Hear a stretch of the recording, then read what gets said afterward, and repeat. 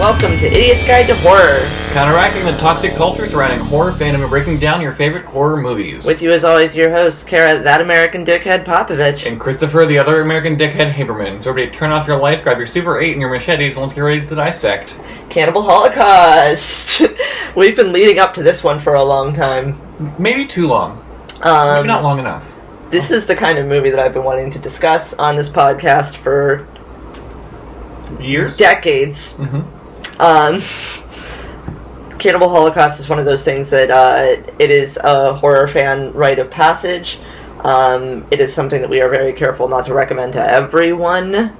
But if you're in, you're in. Mm-hmm. So let's get you in. You can watch it on Shudder. And nowhere else.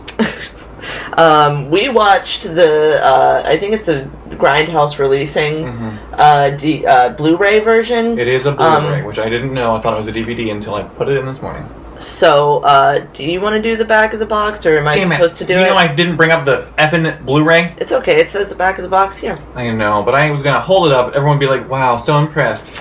Do you want to do it, or do you want me to do it? I'll do it. Okay. Okay, guys, picture it. It's the 1980s. You're in a rainforest, and you want to watch a movie about something you went through recently. Nope. I don't know. There's not like a good way to do the back of the box for this. So I'm going to jump into it. So you go to the theater. Nope, you go to the bootleg VHS place. There you go. And you're like, one movie, please.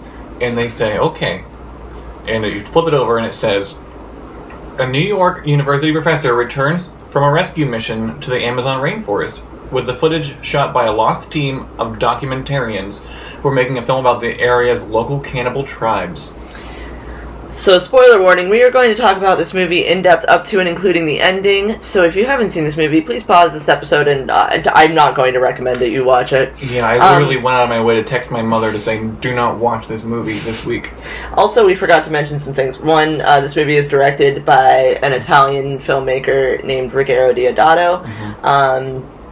Also, you were talking, when you were doing back of the box description, I was thinking about, like, back in my day, I had to give my computer a disease in order to watch this movie. I looked high and low for this movie when I was 17, and even finding, like, a bootleg copy of it was not a possibility. Uh-huh. I did not watch this movie until you forced me to. I didn't force you to. I just recommended it to you, and then you purchased it. I did purchase it. Mm-hmm. But I have been hearing about this movie since youth. Mm-hmm. It was in the whisperings in the hallway at school, and slumber parties we talked about this movie. Yeah. It is that kind of movie. Yeah. It's one of the most notorious horror movies of all time.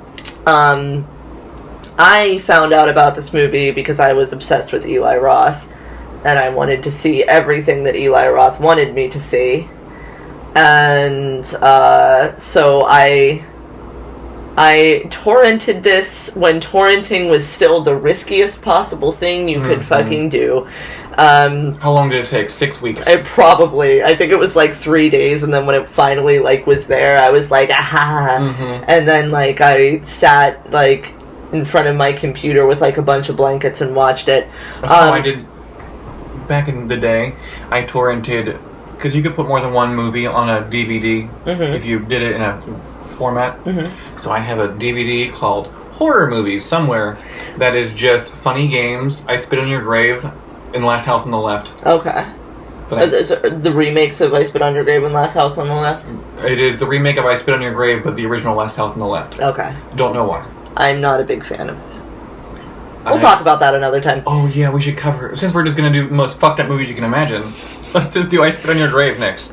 No, I'll never watch that again. I also wanted to point out that, as we have talked about on the podcast before, I am vegan. Chris does not like watching animals die in fake situations.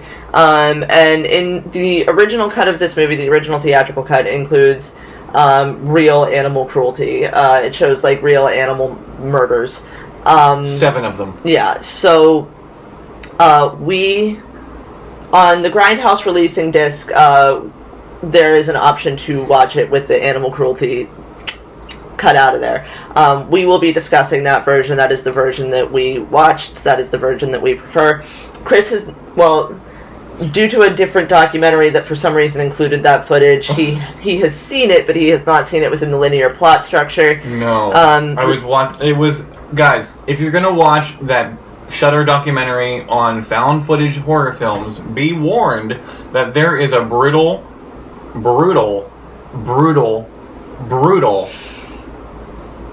turtle slaying. Yeah, there is a turtle murder in the documentary that was in this movie that I've never seen, but I was forced to watch because there was no warning. Like I said, I watched this as a bootleg torrent, and it was obviously included in that. And then I saw this in a theater some years back, and it was big as hell on the screen. But if possible, we recommend that you watch the cut without the animal cruelty. Shudder does not include that. I mean, Shudder does include the animal cruelty, so Shudder does not include the option to watch it without it. Because they don't believe in censorship. Right. But we have dissenting... do I believe in censorship? No, but also Ruggero Deodato regrets it and wants it taken out of the film. But it's difficult with the linear plot structure of the film, so... Alright, and without further ado... Yeah, I guess. Movie facts. Stacey, cute movie facts. Stacey, I'll be fired. You hired her back? I hired her back. I couldn't do my own laundry. I feel that. Okay. So Cannibal Holocaust was the second highest grossing film in Japan in 1983, behind E.T. I don't know. I love that that's like that's the gauge, is like, they were like Cannibal Holocaust first, E.T. second. That makes sense, yeah. Yeah. I picked a long one. This film caused some scandal. Oh, yeah. Scandal. In Italy, at the time of release. 10 days after premiering in Milan, the film was seized by the courts, and director Ruggero Deodato was arrested and charged with obscenity. He was later charged with murder and faced life in prison on the belief that several of the actors were murdered on camera.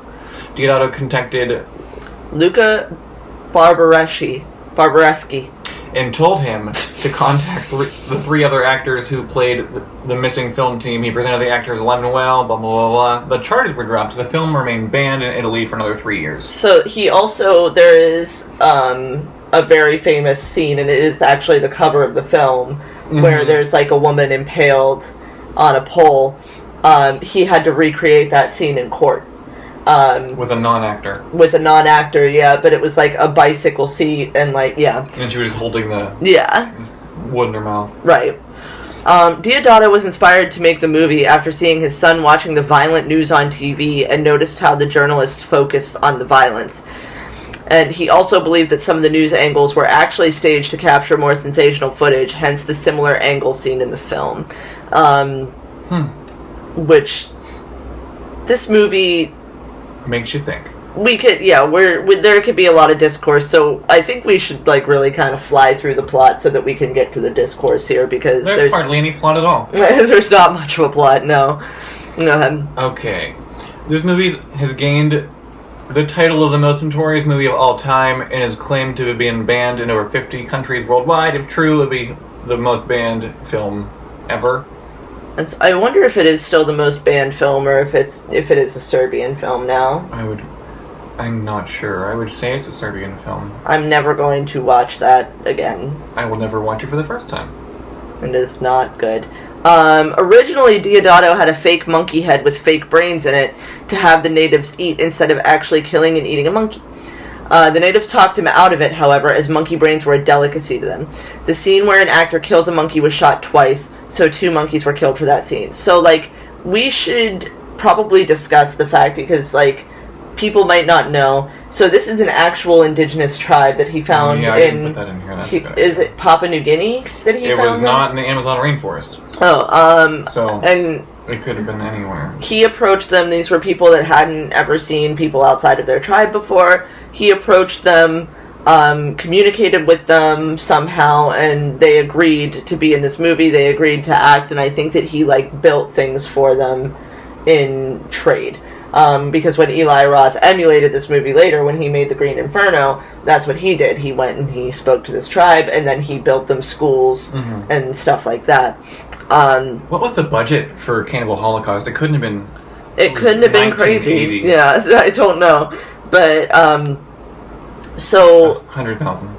The things like the tribe saying, like, no, can you, like, not make it fake because, like, we're hungry? Yeah. Like, the thing with the animal cruelty is that, like, while we don't like to watch it, it is actually just this tribe's way of life, or was this tribe's way of life. It was their way of survival. A lot of the times that, like, something's filmed, like, the animal deaths on screen, they're very difficult to watch, very disgusting, heart-wrenching for us.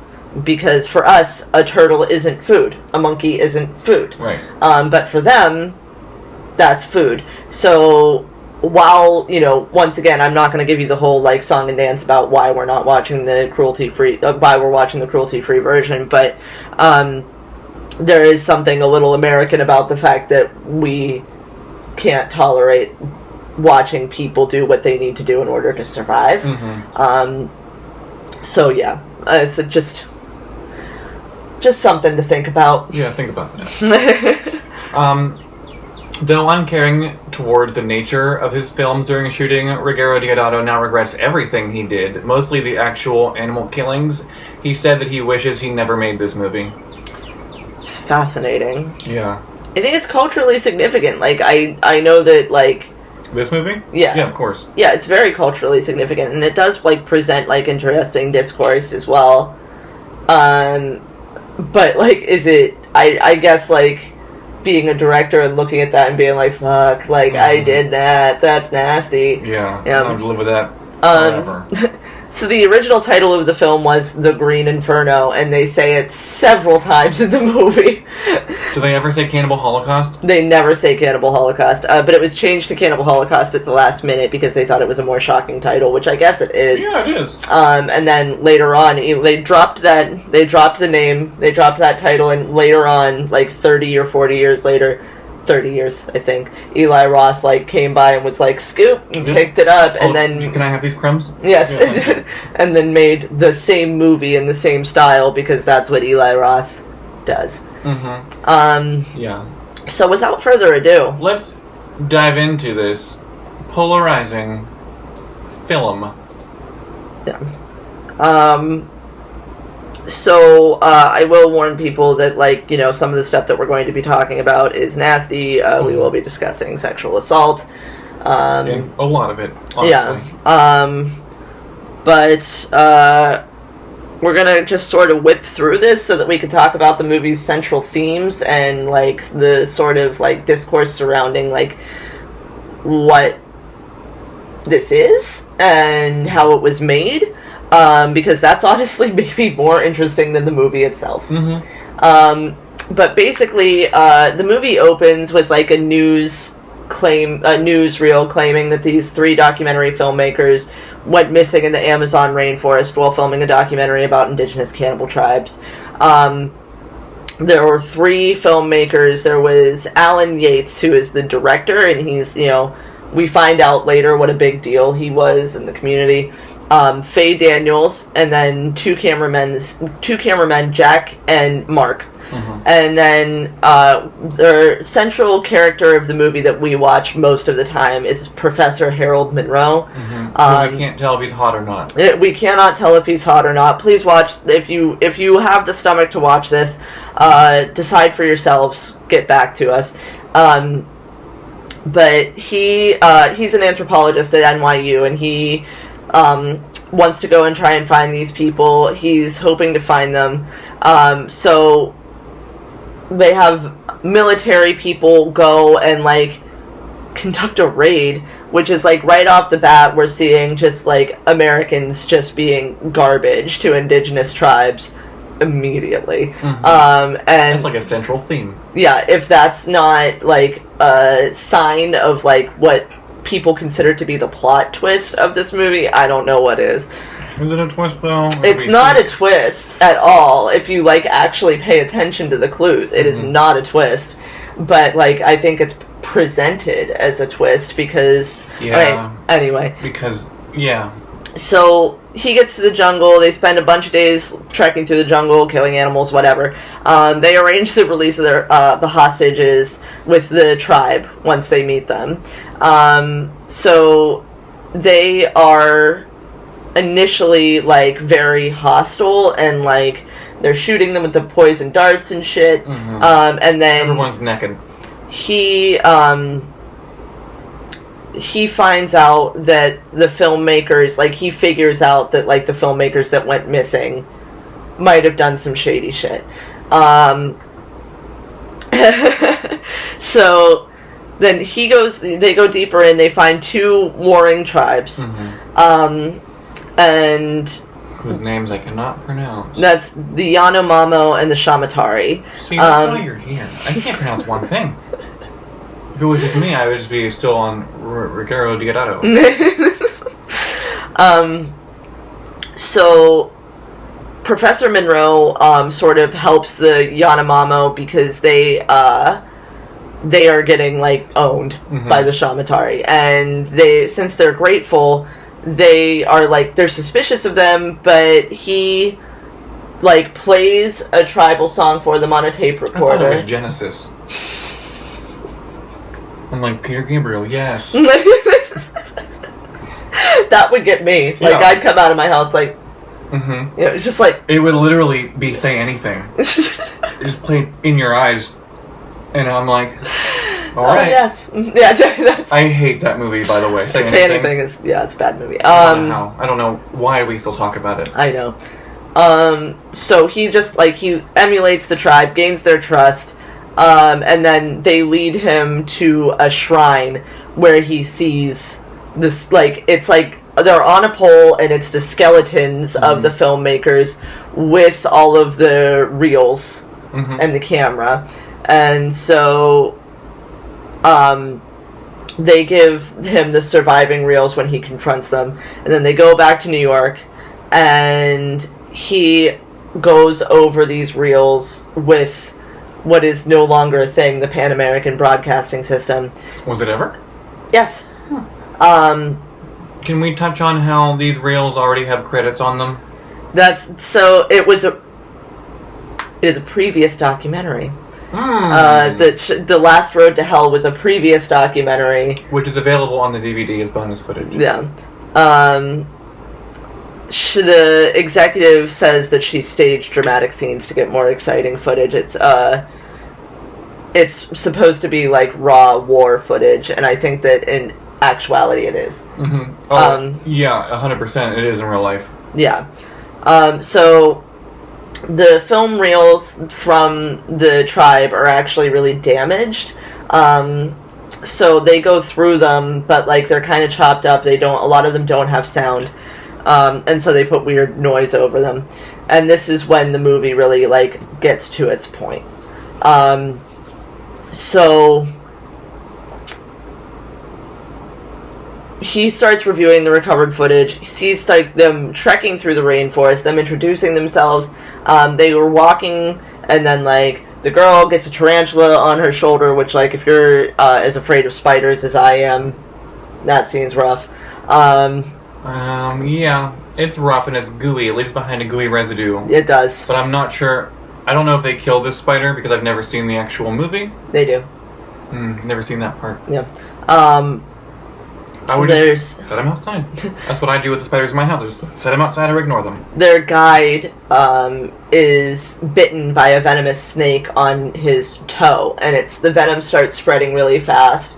So they chop off his leg. And it looks pretty good, except for they chop it off in like 2 clean hits. Yeah. I feel like it would be harder to do that. Yeah.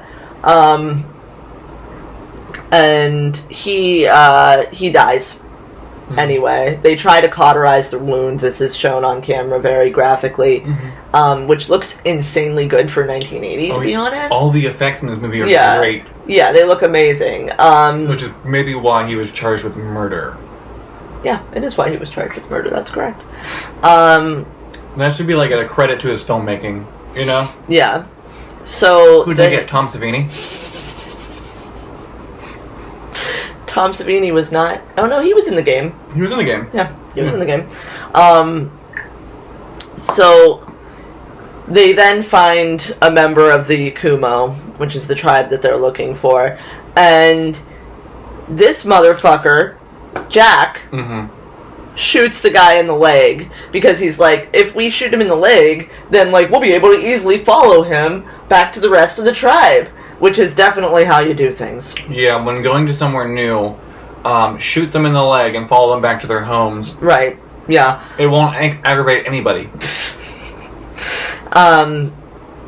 So they get back, they find the tribe. I hate this part. And this is where it starts getting really, I don't know, it's really upsetting. Like, there's a part, we skipped over the part that's really upsetting earlier, which is when there's the woman getting punished for adultery, and the punishment for adultery is being abused with a stake. Yeah, with a stone phallic object. And then like a ball of mud. Yeah, and then being bludgeoned to death with the same stone. Just bludgeon me to death. Which I think is like the roughest part of the movie, maybe. But this is also pretty bad, even though this like part... it was the roughest part of the Green Inferno, too. Oh, for sure, yeah. This part... Spoiler. This part isn't necessarily, like... It's not gory, but it's very upsetting because... It's very upsetting because the music, first of all... Yeah. The music is so upbeat and happy. Yeah. And it's like something you would frolic through a field of daisies in, but what they're doing is lighting these people's houses on fire. And houses, I mean huts, you know, because they live in the rainforest. But they're lighting their huts on fire and laughing and, like, filming it all as if they didn't cause it. Right. Right. And they're doing it to, like, try to, like, stage a massacre. And so when after they watch this footage, Monroe already has, like, a bad taste in his mouth, and he's like, this is messed up. And the executive is like, this is television, baby! Yeah, what do you like, expect? This is, yeah, this is great! And meanwhile, there's just, like, a random child running after pigeons while they're talking. I just wonder if that child just wandered onto set. I feel like she's somebody that works for, like, a Fox News, you know? Yes. And they're just, like, shooting the people in the crowd and saying, what do you expect? Yeah, exactly. So, he, like, finishes watching the footage. He shows them what remains of the unedited footage. So there's 2 more reels. And the filmmakers... After Alan has sex with Faye in front of the villagers for some reason, so like assert dominance? Maybe. I don't know. I'm trying to imagine what that was for. I think that they just needed like a traditional sex scene in this movie for some reason. Because the other ones were all rape. Yeah, because that's what happens next. The filmmakers find a Yanomamo girl, and the men all rape her. In the field. Yeah. And then Faye seems to be upset about it, but then the reason she's upset about it is because they're wasting reels. She feels like they're wasting reels, like filming them raping this girl. Yeah. So then the scene that we were talking about earlier with the girl impaled on the wooden pole, it was a punishment for losing her virginity. Like, they effectively killed this girl because she was gang raped. Yeah, but it's also heavily like insinuated that the men actually killed her and staged it like as a murder by the natives so that they could say that, like, you know, this is how the natives live. So this is why it's heavily insinuated. The Yanomamo tribe come out and murder the fuck out of these people. And let me tell you, I love it. Oh, yeah. I know that I might mention this once a week, but revenge that is justified, I am not... So good. Yeah, I'm here for it. Yeah, so Jack is, like, speared, and then Alan kills him. And then the natives, like, you know, like, cut off Jack's dick. And you see you see it happen. Like, yeah. And Never then, Hostile Part 2 when you see it, like... Yeah, like, get ripped out and everything. Yeah, they do the whole thing, and then they're also just, like, hacking off his arms and, like, pulling them off of him and everything. And then Alan gets lost, and then he is surrounded by the natives and, like, tries to, like, scare them away with his pathetic little gun. And Faye is captured by them. Alan tries to get her, but Mark is just filming while she's gang raped, and then she gets beheaded. Like, she gets her head cut off. Now, I don't support rape, but she did deserve to be beheaded. She did deserve to be beheaded, for sure. And then the rest of the tribe, like, the tribe also, they just locate and kill Mark and the other guy, whose name I can't remember right now. But you don't really see them on camera. You don't see them die on camera. The camera just drops to the ground. And Monroe is like, see? Do you see what I'm saying? Maybe we shouldn't show this on national television.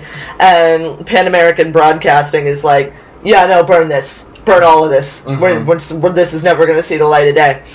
And Monroe, when he's leaving, he's like, you know, he, like, gives, like, just, like, a one line about, like, you know, we talk about these people being cannibals, but, like, who are the real cannibals? And then a truck goes past with a symbol on it, the same symbol that that young man they had captured on the back of his neck. It all ties in together. Right.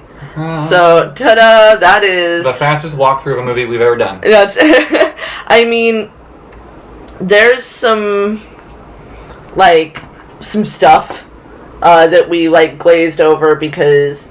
for the sake of time, I think that we're going to end up getting into things, like, kind of heavily when we get to what we liked and didn't like about this movie. Very possible. So for now, let's take a walk down Letterboxd Beat Street. You want to go first? I picked two this week, polarizing opposites, so let's go with that. My first review is from Ian West, who gave it 5 stars, and they say, Apocalypse Now! Unsettling, ultra-shock-loaded with disturbing images, gratuitous violence, despicable acts, lush cinematography, tons of commentary on the duality of man, amongst other things. First time I watched this was in the mid-90s via bootleg VHS, and even after all the bootlegs, DVDs, Blu-rays, it still just hits as hard or even harder now.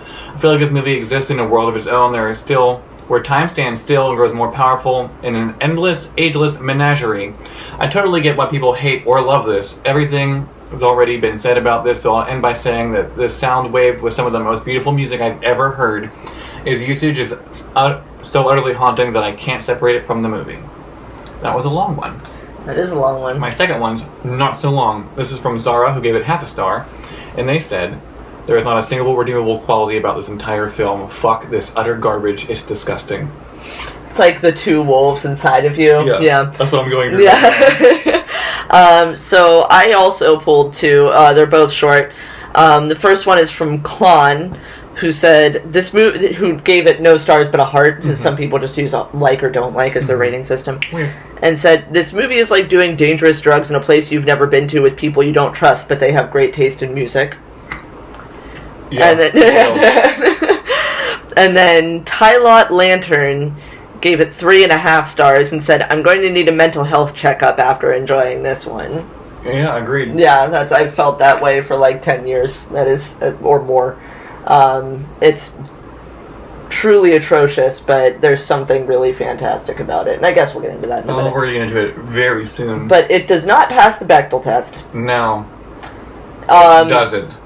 And while there are many people of color in this movie, it's really hard to say whether or not they pass the DuVernay test. It passes the DuVernay test. We're going with no. We're going with because it does feel like sort of exploitative, like we are like creating a message about xenophobia and corruptive journalism, but also like we are using people of color in order to craft that message. And I feel like they didn't have their own thing going on. Right, and it's at the hands of like a white man that like made the movie. So as far as the DuVernay test goes, we're gonna give it a no. So it's while we can make an argument for like the cultural impact and significance of this movie, there's some stuff about it that is still very problematic. So Idiot's Guide to Gore, disgusting. I gave it a 15 out of 5. It's truly atrocious. Yeah, I would not recommend. If you have sensitive stomach, do not like cruelty to women, animals, or humans in general, this movie might not be for you. Right. So, keep that in mind. Yeah. Idiot's Guide to Gore. We did that, alright? I'm sorry, that just happened. Yeah, moments ago. Moments ago. Want to do body count? Yeah, okay. So in total, there is 21 dead things in this movie. We have 8 men, 7 animals, 3 women, and 3 victims of unknown gender. Count them up. That's 21. I didn't do the math. I took it from Google, so... Well, I mean, it's correct. It's good math. Idiot's Guide to How Scary It Was. I don't know. I find it terrifying, but not because it's like a horror movie. I find it terrifying because that's what... Human nature. Yeah. Yeah, absolutely. As far as like what it says about human nature and also like what it says about the state of journalism that I think has calmed down a bit. It's like literally Nightcrawler. It is like Nightcrawler, but like the thing is like it was more okay. Before we even get there. All right. Let's get our keys. Oh, shit. Every week I forget to bring my keys up here. Yeah, me too. I have essential oils. Just shake that. It did nothing. Okay. So every week on Idiot's Guide to Horror, we like to imagine that we have been given... I have a coaster. So you're hearing a coaster right now, grazing against the microphone. Thank you. I don't know why I'm not using it. So every week on Idiot's Guide to Horror, we grade the coaster gently over the microphone. Alright, put that in notes. ASMR. We like to imagine that we have been given the keys to remake or reboot the film that we are discussing, and then we decide what we would keep because we think it's flawless, and what we would throw out the second we got the chance because we think it is trash. So this week, as far as what was flawless... I don't want to get canceled. I'm wondering what that means. I don't know. They're canceling everybody. The kids these days. Okay. We're not popular enough to get canceled. You're fine. Say what you want. It's okay. What was flawless about this movie is the general premise of it. Americans are terrible. And I'm generalizing.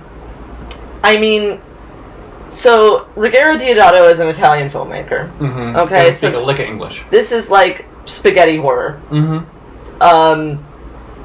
But what he does here, like the metaphor that he crafts works on so many levels because we're talking about like American xenophobia as well as like how Americans create that xenophobia and how we create it through the use of media.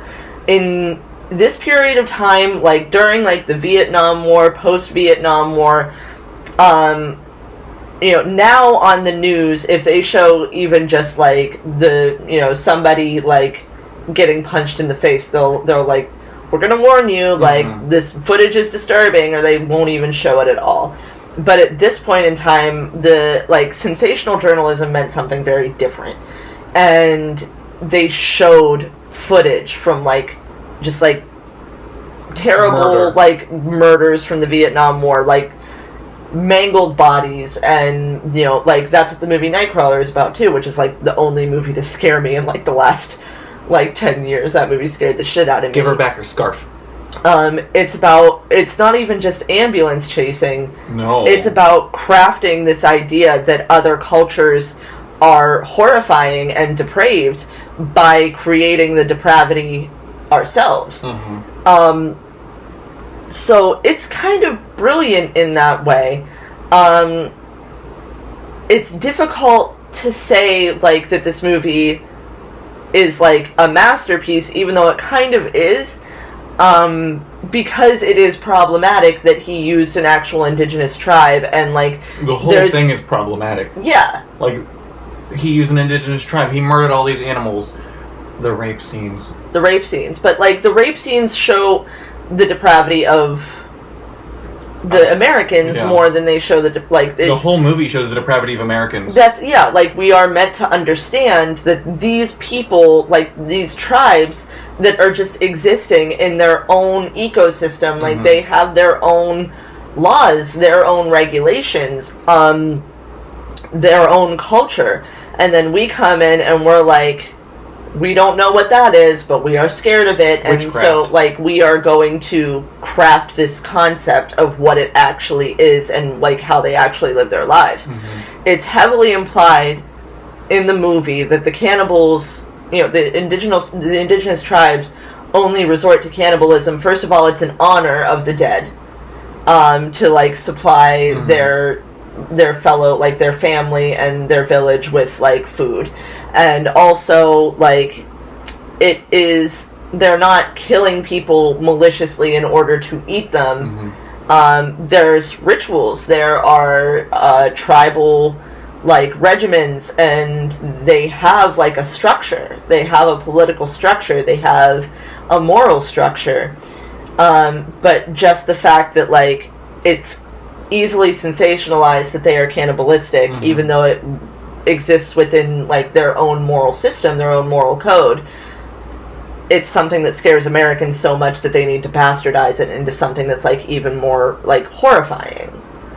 And this camera crew comes in and they see nothing sensational or scary, and so they create it because they're so desperate to make other people, to go back home with footage that upsets people and makes them scared of people that they will never have to interact with, that will never bother them. I feel like that is something that, we have a different type of sensational journalism today. Yeah. But that's something that still exists in some capacity. Like, the creation of this narrative of, like, different cultures and what they do, we still do that. Yeah, I don't watch the news, but I'm 100% sure that it still goes on every day. Yeah. Because I get on Facebook, I was going to say, I feel like it's not even the news. It's not, like, reputable news sources that create this anymore, because back in the day, it was reputable news sources, and it was, like, the same America that, like, wrote the textbooks that, like, scrambled our brains as far as, like, historical events and, like, other cultures go. Now, reputable news sources are trying to, like, be more factual and, like, culturally sensitive, but now we have social media, and we have YouTube, and we have user-created content, and all of these things are, what would be now considered, like, the found footage of xenophobia and how it is created in, I'm just going to say it, post-Trump America. Not to say that this shit didn't exist before. Obviously, it dates back forever, and that's what this movie is about. But this is still a thing that very much exists, and, like, that's what makes it, like, still culturally relevant. And hard to stomach. It's like the first alternative facts. Yes, yeah, alternative fake news. Yeah, who was that lady? Blondie. Tommy. No, the other one. The one who now doesn't like Trump. She wrote a book. She was blonde, Skeletor looking. Ann Coulter? No, it can't be Ann Coulter. No, not Ann Coulter. Oh, Kellyanne Conway? Kellyanne Conway. Does she not like Trump now? No, they're fighting. Oh, I love it. Well, that was a couple years ago. I don't know. She's still... But anyway, yeah, it was this is talking about how, like, the alternative facts, like, existed before. And the... Oh no, she's back. Okay. Well, solved it here first. Kellyanne Conway's back. Better than ever. Anyway. Wait till I put that in the notes. Please don't. Kellyanne Conway's back and better than ever. That's what I'm titling the podcast. I don't want them finding me. Then we'll get canceled. It's by who? Nobody that I want here anyway. Conservatives. Exactly. So yeah, like, I don't like that they show the animals being murdered, but also these animals were fed to the tribes, who would have eaten them anyway. I guess it's just a matter of, like, our American morals as to whether or not these animals being murdered were on camera. It's like the same thing that, like, people were weren't they saying that, like, COVID-19 was coming from, like, somebody eating a bat in China? Like, that was how that got started? And, like, people, like, latched onto that fucking xenophobia so easily, even though, like, yeah, like, viruses are born in all kinds of fucking ways. Like, Americans had mad cow disease. You know why Americans had mad cow disease? Because you eat cows that are, like, from, like, nasty factory farms, and, like, they're all, like, pooping on each other. Not the good farms from Texas Chainsaw Massacre. Right. Not anymore. Yeah. Remember the whole opening scene of that movie? Yeah. Did you see that there are 3 cases of monkeypox in Allegheny County? I did see that. That's the county we live in. It's horrifying. And these things are born in all different ways. And, like, people in different cultures eat different things. It's upsetting to us that other cultures eat things like bats or dogs or cats, but... Or rabbits. Yeah, Germany. But in other cultures, it's upsetting that we eat cows or that we eat pigs. Of course, 100%. Yeah. So, like, this, like, watching the animal cruelty is hard for us. But these are people that had legitimately never seen somebody from outside of that, like, that dense jungle before. These are people that have lived their entire lives surviving off of their ecosystem. So for us, it's problematic. For them, you know, we just recorded their life. But we did kind of make them into the villains of it. But they were not the villains after all. I was going to say, like... I feel like that's... We went in there believing that they were the villains. Right, and I think that's the trick of the movie. That's one of the brilliant things of it, is that, like, it forces you to think that, like, you know, you hear the title Cannibal Holocaust, you start this off by seeing, you know, that woman get brutalized by a member of her own tribe as a punishment for adultery.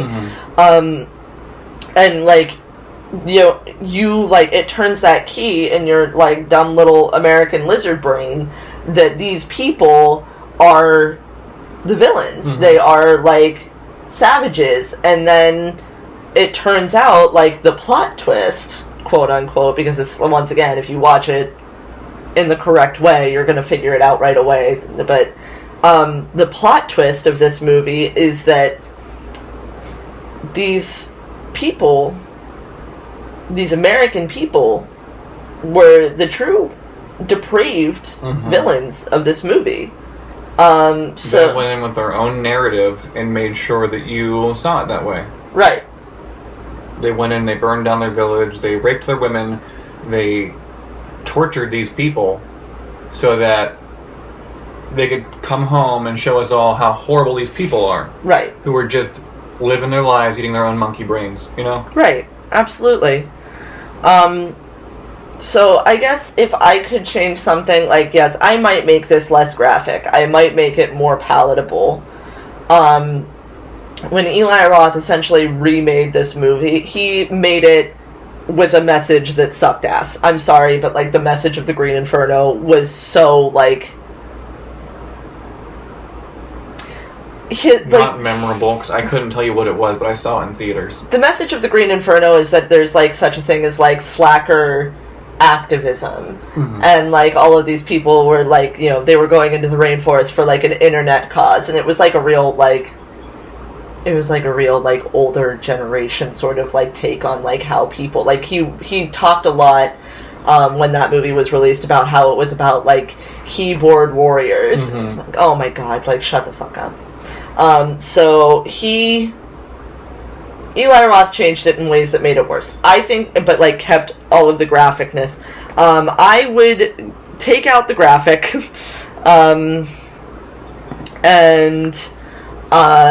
well, not take out the graphic completely, but make it a little less graphic in order to make it more palatable so that, like, more people would be reached by it. I think I would change the animal cruelty. I don't want to see it. I never want to see it. I don't want to see it. I don't want to see a dog die in a movie if it's fake. I don't want to see a turtle be ripped apart. Yeah. You know? I don't want it. It's not for me. I've never been into it, and I never will be. But I would keep the rest of the movie the same. Also, like, if there's some way that, like, it could be more equitable that this indigenous tribe was in this movie. Like, I know that they agreed to be on camera. They, it's reported that they enjoyed it. when Eli Roth made The Green Inferno, he showed them Cannibal Holocaust, and they thought it was a comedy. Mm-hmm. When he like brought it to that tribe, they thought it was a comedy, and they enjoyed it in that way, and they were like excited to be part of it. He built them things, you know, like he built them schools and stuff like that. I still think it's like kind of exploitative. Yeah, but at the same time, it would be even more terrible if this movie was made with non-indigenous tribes, like people portraying an indigenous tribe. Then it would just be like flat out racist. Mm-hmm. Oh yeah, of course. So it's like a double-edged sword. It's kind of a tricky spot to be in. Cognitive dissonance. Yes. The best way to, like, I think, like, sort of even that out, or, like, to, like, make that better would be to, like, find the most equitable possible, like, repayment for these people to tell this story. So I guess I would change that, too. I'm still going with cognitive dissonance. Well, on a scale of 1 to 5, what do you rate it? Don't be mad. Why? America, don't be mad. 4.5. Okay. What about you? I think I give it a 4. Mm-hmm. Because just like for cultural significance alone. I will say that like the actors in this movie, like the American actors, or Italian actors, whatever, were not great. No. A lot of the acting in this movie was hack. Pretty bad. Mm-hmm. Was not great. So it's like some people think that adds to like the naturalistic feel of the movie. I don't think it does. I think it makes it less believable that they like don't seem to know how to act like normal people. Mm-hmm. Like when she's just like, stop assaulting that girl on camera. We are wasting footage. I like the dub though. Yeah, it's also very terribly dubbed. Mm-hmm. Yeah, the whole thing is just like kind of a mess. It was the 80s. What do you expect? Yeah. So yeah, I think I'd give it a 4, just based on, you know, all of the things that we just discussed. Yeah. I feel like I just talked a lot. That's okay, I'll talk next week. Okay. So yeah, I guess that's our take on Cannibal Holocaust. Man, we knocked that out so fast. This podcast could be 45 minutes long. It could be. But now we're going to talk maybe about non-horror things that we liked. Would you like to go first? So, bear with me here. For Idiot's Guide to Non-Horror, I would like to recommend something you enjoy. I recently reconnected with my old favorite band of all time, because they put out an album this year that I wasn't aware of, and it's Placebo, which was a band from the 90s, who were like post-punk, like the Killers, but nothing like the Killers, or maybe like the Pixies. They sound Pixie-ish, but not like really. I don't know how to describe it, but if you like, they were my favorite band in high school, and I had given them like apparently a 5-year break, and they put out an album after 9 years called Never Let Me Go, which came out in March of 2022. And it's great. Better than their last 2 albums, I think. So I went ahead and ordered all their vinyls on vinyl so I can relive my youth. So my Idiot's Guide to Non-Horror is reliving your youth. That's fair. I have like kind of relived my youth a little bit lately. Like I've been rewatching. I don't know if I've mentioned this already, but I've been rewatching The IT Crowd while I work sometimes. You mentioned it to me. I don't know if you mentioned it in the podcast. I mean, The IT Crowd ended a long time ago, and that was the last time I watched it. That was before, like a glimpse into my non-podcast life is that I work in tech support, and there's just parts of The IT Crowd that are like so much funnier because of that. Like there's like a scene where he's like talking to a woman, and she's like, computer's broken, and he's like, what's wrong? And she's like, bing bong noise, like, and that's my life. Maybe I should watch it, because I also sort of work in like an IT kind of thing. It's absolutely enjoyable even if you don't, because I loved it even when I was younger, but it's just there's like a little extra sauce now. You should see some of the emails I get at work, but I'm not going to talk about it because I do share this on my Facebook, and like my podcast I share it on my Facebook that I add all my clients to, so they would probably come across this. Would they watch it? I don't think so. But I will tell you off the air what the kind of emails I get. That's what kind of things I recommend. You know, I had Baja Blast Mountain Dew for the first time in a long time yesterday. You know what? Holds up. Great stuff. Yeah. Love it. Love it. I would recommend Club Applebee's, which me and my boyfriend keep talking about that he doesn't believe exists. So in the South, whenever Applebee's closes down, it turns into a nightclub called Club Applebee's where they turn the lights down, they play house music, and everyone dances. So if you can find one, go to one. Let me know if it exists, because I firmly believe it.